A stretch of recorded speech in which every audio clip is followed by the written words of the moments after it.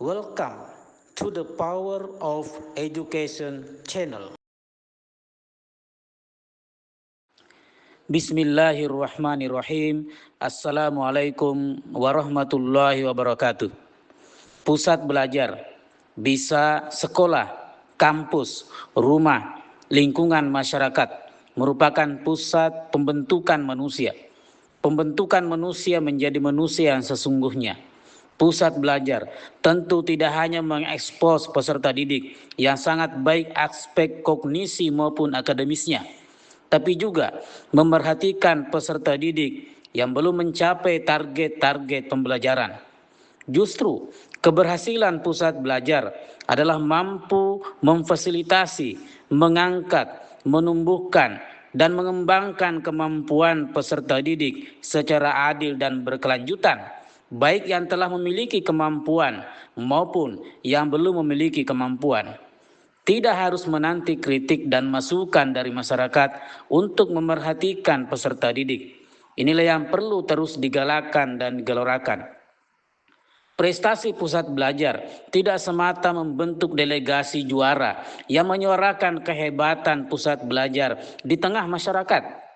Juara sains, juara matematika, juara bahasa, juara olahraga, juara tahfidz, juara seni, dan deretan juara-juara yang berpotensi mengangkat harkat dan martabat pusat belajar di tengah masyarakat.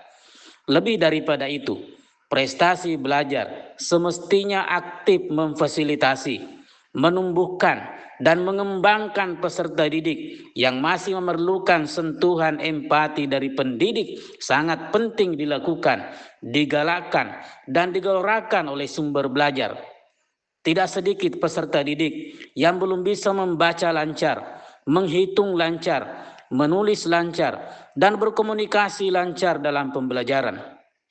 Ini yang membutuhkan spirit, ketulusan, dan mental pendidik yang kuat untuk memberikan pelayanan yang sangat baik secara berkelanjutan. Kalau para juara itu dilayani dengan bimbel, dilayani dengan belajar sistem karantina, dilayani dengan menyuguhkan materi-materi pembelajaran yang menantang, bahkan disuguhkan materi-materi yang jauh lebih tinggi dari jenjang umurnya, maka pelayanan yang sangat baik pula sangat perlu untuk peserta didik yang belum mencapai target-target pembelajaran. Mereka harus terus dilayani dengan penguatan materi pembelajaran dasar tanpa menyerah dan keluh kesah. Mereka harus terus dilayani dengan materi-materi yang belum dimengerti maupun materi yang dianggap menakutkan, memberatkan, dan yang membuat tidak percaya diri dengan kemampuannya. Pendidik tak perlu mengejar kurikulum itu harus selesai dalam tempo yang sesingkat-singkatnya. Sesungguhnya kurikulum yang dibuat itu pada umumnya berpihak pada peserta didik yang siap belajar dan memiliki kemampuan yang baik alias standar rata-rata peserta didik. Tetapi kurikulum yang ada belumlah sepenuhnya berpihak pada peserta didik yang belum memiliki kemampuan standar rata-rata. Penilaian kognisi akademis sangat dominan dalam setiap pembelajaran. Bahkan untuk masuk perguruan tinggi harus memiliki nilai kognisi akademis yang tinggi. Ini pula yang membuat pusat belajar untuk terus memerhatikan nilai kognisi akademis para peserta didiknya agar mereka mampu menggolkan peserta didiknya ke perguruan tinggi favorit yang memang memiliki rating penilaian yang tinggi dengan kompetisi yang mega ketat. Pusat belajar sudah pasti memiliki kebanggaan atas tembusnya peserta didiknya ke perguruan tinggi favorit, sekaligus menjadi iklan jitu untuk menarik semakin banyak calon peserta didik berbondong-bondong mendaftar ke pusat belajar itu. Sesungguhnya itu termasuk salah satu strategi mumpuni untuk menjaga eksistensi pusat belajar agar terus hidup dan berdaya di tengah masyarakat. Strategi yang utama yang penting digelorakan dan diimplementasikan, yaitu memproses peserta didik yang awalnya masih memiliki keterbatasan dalam kemampuan akademik dengan pelayanan yang terbaik.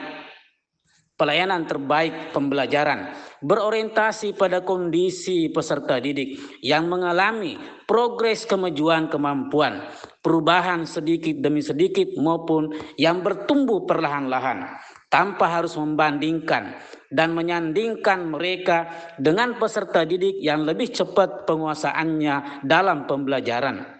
Membandingkan, menyandingkan, dan memeringkatkan mereka berpotensi menimbulkan rasa superior peserta didik karena telah berada pada peringkat yang tinggi daripada yang lain, dan mereka bisa meremehkan yang berada pada peringkat bawah.